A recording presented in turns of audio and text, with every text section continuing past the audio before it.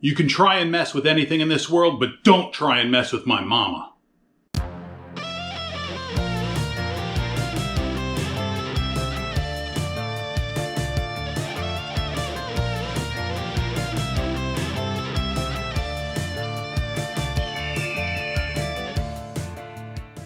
Today, we're talking about shotgun shells, and I'm not talking about the pew-pew kind. I'm talking about the kind that you stuff with deliciousness and you cook it up until it's even more deliciousness. That's what we're making today. I haven't come up with a proper name for these. I've heard them called fried pasta tacos. I've heard them called shotgun shells. I mean, if we were Italian, they'd be manicotti or manigot, whatever. But basically, we're taking it as a manicotti shell. We're stuffing it with pulled chicken and cheese. We're coating it in tortilla chips and deep frying it. And it's absolutely amazing. That's what we're making today, so let's get it done. So we're going to start off by searing our chicken breast. So in a high-sided saute pan or a pot, you want to coat the bottom with oil, get it ripping to medium-high, on the high end of medium-high. Just don't burn your oil. You just want to get it screaming hot. Then we're going to add our chicken into the pan. And we're going to readjust because we miscalculated. And that's fine. It's going to stick a little bit. Don't worry about that. That's going to be flavor. So we're going to get our pieces in there, and we're going to let them rip just like that for about 4 minutes. Now 4 minutes have passed due to movie magic, and we're going to give it a flip. And when we flip this over, you're going to see it's not fully cooked, and that's okay. But what's important is those browned bits and the little bits that are stuck in the pan. All of that is important to the deliciousness of this dish. So get it flipped. Get them all flipped. Fight with it if you have to. It'll come. There we go. Give it a flip. Now we're going to let these rip for another 4 minutes.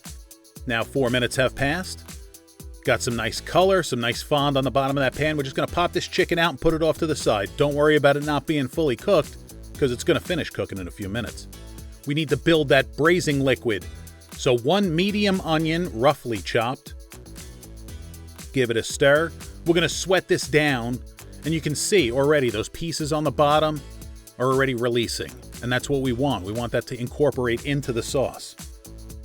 So get them sweating, get them stirring, just like that. Now we're going to hit it with some salt. Don't worry about it being too salty. You want to go a little heavier on the salt with this because that salt needs to absorb into the chicken. Give it a stir. Now we're going to add 6 cloves of garlic that I've just smashed with the side of my knife. They don't have to be chopped or anything. This is the most important element of this dish. That is canned chipotles in adobo sauce. You can find it in the international food section of your grocery store. Take out 2 of those chipotles. You're going to give them a rough dice. Then add as much of the adobo sauce as you'd like. It does have a little kick to it. It is a wonderfully... It's not a sharp bite of a kick. It's just warm and it's delicious. It's high in umami. So dice that up. This is the liquid from a can of Ro-Tel. We're going to use this to help release that fond from the bottom. You can see it's already coming up and coming clean. But reserve the tomatoes and chilies. We're going to use those later. So get those into the pan. Let that start to reduce a little bit and concentrate those flavors. That's 1 tablespoon of dark chili powder. You can use regular chili powder.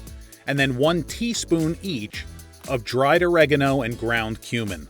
Now you'll notice, as soon as you add that, this tightens up. And that's okay. We're going to let this open up a little bit with the heat. Just like that. We're going to let those flavors open up. And then we're going to add 1 quart, 4 cups of high-quality chicken broth. Get it in there. Give it a little mix. This is the liquid in which will bring so much flavor. Look at that. It just looks delicious. Forget about how much it smells delicious and tastes delicious. It is delicious. Okay, so that's 2 packets, little envelopes, of Goya Sazon seasoning. I like the one with the saffron. It tastes the best to me. What's important about that is it has a little bit of salt, it has spices, but it has MSG, and MSG is amazing. Don't fear the MSG, but if you're really against it, you can skip that. Give it a little taste for seasoning. May need a little salt, may need a little pepper, may need a little bit more kick. That's up to you. Definitely needed pepper. Because we hadn't added pepper yet. See, silly? Like that. We're going to mix it in. Just like that. Let everything come together, and then we're going to heat this up on medium to medium-high heat until it just starts to bubble like that. Now we're going to add our chicken back in. Now once our chicken is back in, we're going to turn the heat to low. We're going to put a lid on it, and we're going to let it cook for 30 minutes, just like that. There we go. We'll see you in 30 minutes. Ta-da! Now it's 30 minutes later. Okay, look. That's beautiful. That's fragrant. Put the lid back on, turn the heat off, and just let it sit. You're going to let it sit like that for an hour. I know, it's torture. It smells amazing. Just let it go. After an hour, that's what you're left with. They're nice. They're relaxed. They're super, super soft. Super tender. Absolutely delicious. But now it's time to shred that up. How are you going to shred it? You could do it in a bowl with forks. You could do it in a bowl with your hands. You can use a stand mixer, like I do, because I'm lazy. You can use a hand mixer too, like with the regular beaters. You can do that, but I'm super lazy. I like machines to work for me. So what I do is, I put them into the bowl of my stand mixer, and I use my dough hook. I know, it sounds crazy, but trust me on this. Get them in there, and get them flipping around. Look at that, it's just shredding it so beautifully. And this only takes a minute or so. It does not take long at all. You may need to, use a fork and adjust things around, turn it off if you're going to do that. But then here you go. This is what you're left with. You're left with this beautiful shredded chicken. Now you can do so much with this from this point. You add some of that braising liquid in just to keep it moist and give it more punch of flavor. You can put this on tacos. You can make enchiladas. You can do anything, burritos. But this is what we're doing with it. We're going to add a little bit of that braising liquid to our pan, which we have right now over medium heat. We're going to add the rest of that can of Ro-Tel, the tomatoes and chilies. Get that in there. Give it a stir. Now 1 block, 8-ounce block of room temperature cream cheese. We got to add that creamy, cheesy. And now we're going to melt this over the medium heat. You don't want this really boiling, so if it starts to bubble, you can turn it down. Now once it's mostly starting to melt like this, we're going to add our chicken back in, because we want all of our chicken coated with that sweet, creamy deliciousness. Just like that. This is what we want. It looks beautiful. It smells beautiful.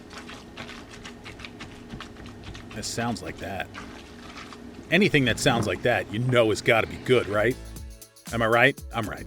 Now we're going to add 8 ounces or 2 cups of shredded cheddar cheese.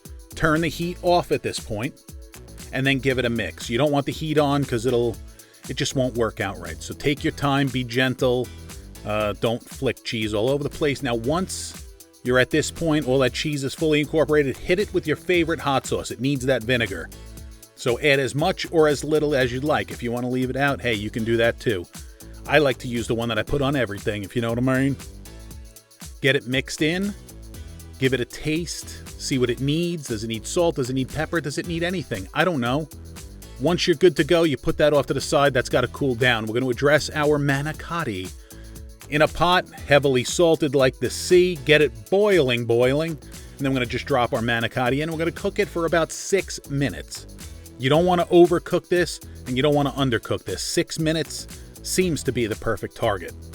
So we're going to take those out. We're just going to rinse them off quick. Now it's time to stuff.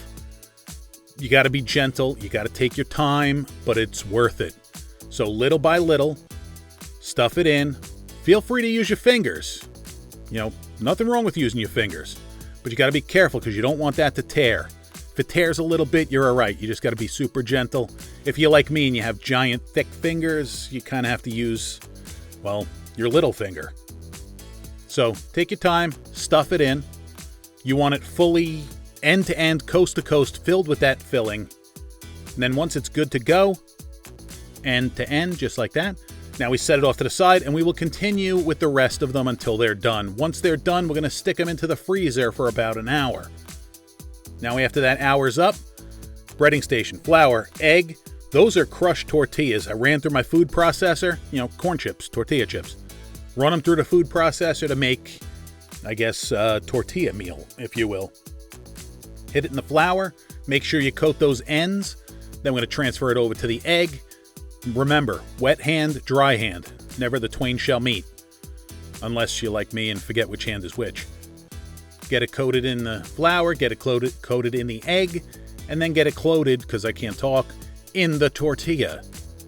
Now once you're at this point, we can just set that off to a plate, do them all, and now it's ready to fry. We're going to heat this oil up to about 375. 350 is where we want to cook, but since these were sitting in the freezer beforehand, they're ice cold. So we want to set this to 375 and let the temperature come down naturally. Drop them in that hot oil, and these are going to cook. This takes maybe 4 minutes to get them golden brown. You're not going to see them go brown because of the tortilla. It doesn't brown like that. It just goes from fairly white to burnt. So keep an eye on it. About 4 minutes. It's golden. It's delicious. We're going to let it set on a piece of paper towel. Let that excess oil drain off. Just like that. That's beautiful. It's crispy. It smells so good. It looks so good. Now plate it up, serve it with sour cream, your favorite salsa. You want to use red salsa, salsa verde, it's up to you. The options are limitless. The sky's the limit, as is your taste buds. So make your taste buds happy. I'm going to make mine happy. It's time to stuff this in my face. Look at that. How about that for a cross section? I'm going to focus. Put it in. Pull it out. Ooh. Cheers.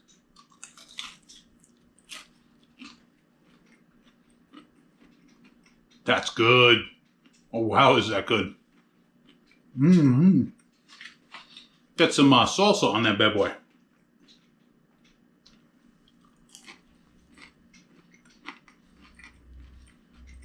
That's righteous. Sour cream. That is so good. Like ridiculous. So there you go. Deep fried pasta, chicken, tacos, shotgun shell, whatever word salad we want to call this. I don't even know what I'm going to title this video. You'll find out. Actually, you already found out because it's already up. But whatever. If you like these, you want to try these out, you got a suggestion, hey, drop that down in the comments. You want to make a recommendation, give me something to try out, I take requests, drop that down in the comments. You want to tell me I suck, drop that down in the comments. But please, make sure you subscribe to the channel. Make sure you smash that like button.